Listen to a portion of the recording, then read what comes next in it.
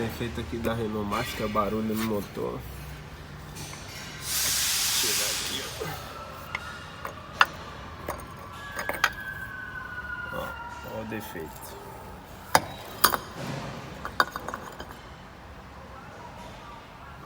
O emborrachado da polia, soltou os farelos aqui, os pedaços da borracha.